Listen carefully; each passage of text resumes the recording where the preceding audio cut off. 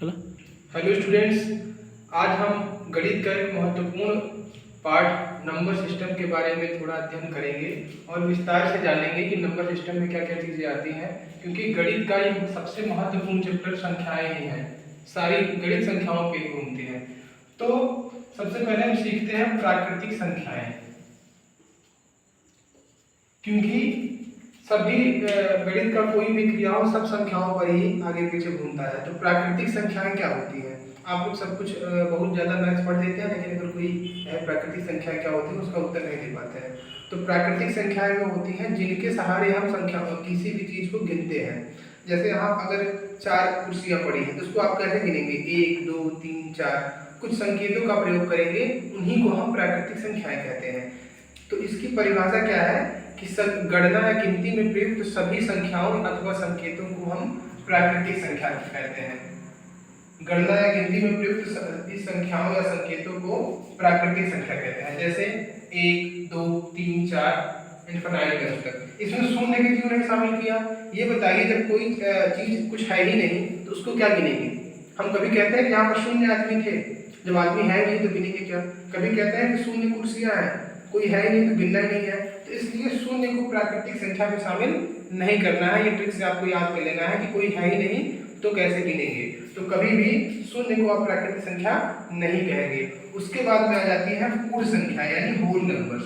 इस प्राकृतिक संख्या में अगर जीरो को मिला दिया जाए तो उन्हीं को हम कह देते हैं होल नंबर्स। इसका मतलब zero plus natural number are called whole numbers. ठीक है। उसके बाद में आ जाती हैं पूर्णांक संख्याएं। पूर्णांक संख्याएं क्या होती हैं?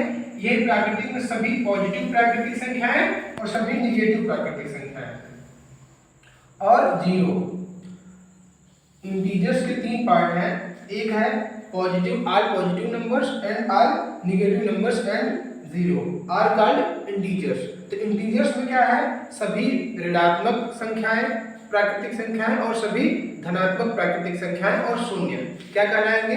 पूर्णांक कहलाएंगे। और पूर्ण संख्याएं क्या है? शून्य और प्राकृतिक संख्याएं। और प्राकृतिक संख्याएं क्या है? सभी गणना में प्रयुक्त की जाने वाली संख्याएं क्या कहलाएंगी? प्राकृतिक संख्याएं। और जीरो की कोई गणना नहीं होती। गणना करते वक्त शून्य तो हम गिनते नहीं, इसीलिए हम शून्य को प्राकृतिक संख्या में नहीं गिनते हैं। धन्यवाद। पूर्ण संख्याएं, प्राकृतिक संख्याओं और पूर्णांक संख्याओं के बारे में हमने जान लिया। इसके आगे कुछ और है हम समझते हैं।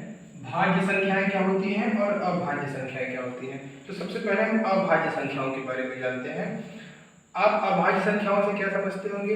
हम पूछेंगे अभाज्य संख्याएं क्या होती हैं, तो आप लोग यही समझते होंगे जो संख्या खुद से कटे। यही टर्म हम यूज करते हैं, लेकिन ये गलत है, ये टर्म आपको नहीं यूज करना है। अभाज्य संख्याओं की जो एक्चुअल परिभाषा है क्या है? ऐसी संख्या जिसमें केवल और केवल सिर्फ 2 गुणनखंड प्राप्त हो, मतलब केवल और केवल 2 गुणनखंड प्राप्त हो।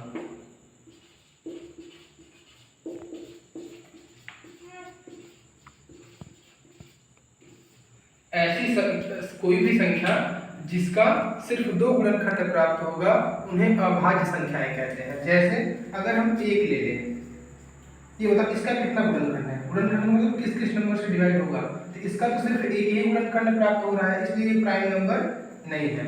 अगर हम 2 ले लें तो 2 देखिए 1 से डिवाइड हो रहा है और 2 से डिवाइड हो रहा है और किसी से डिवाइड नहीं होगा ये।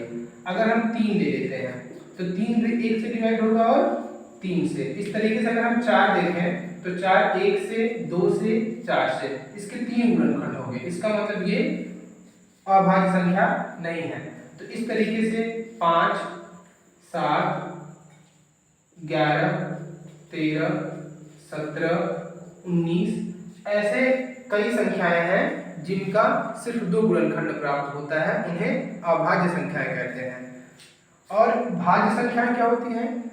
जिसका 2 से ज्यादा गुणनखंड प्राप्त हो जाए। जैसे कि हम ले लेते हैं 4 1 2 4 लेते हैं 6 1 से कटेगा, 2 से कटेगा, 3 से कटेगा, 6 से।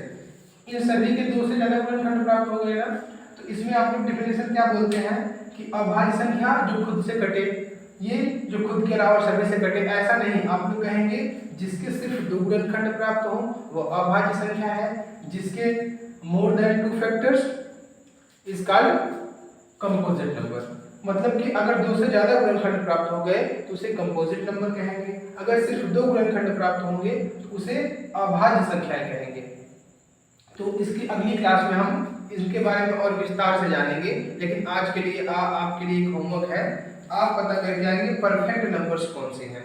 अगर आप थोड़ा मैं आपको बता देता हूँ, अगर आप 10 परफेक्ट नंबर खोजने का प्रयास करेंगे तो आपको लाखों करोड़ों संख्याओं तक जाना पड़ेगा। तो क्योंकि आप लोग जानते हैं कि संसार में बहुत कम लोग परफेक्ट हैं, तो पूर्णतया परफेक्ट नंबर्स बहुत कम ही हैं। आप करोड़ तक जाएंगे तो उसमें 2-4 परफेक्ट नंबर आपको मिलेंगे। तो आज आपका होमवर्क है कि कम से कम 5 परफेक्ट नंबर्स आपको पता करके आनी है। जी, तो आप कमेंट करके बताइएगा कम से कम 5 परफेक्ट संख्याएं कौन कौन सी हैं। अगर इसके बारे में कोई जानता है तो बताएगा कि परफेक्ट संख्याएं मतलब परिपूर्ण संख्याएं क्या होती है, नहीं तो अगली क्लास में हम इसको अच्छे से समझाएंगे संख्याएं क्या होती है।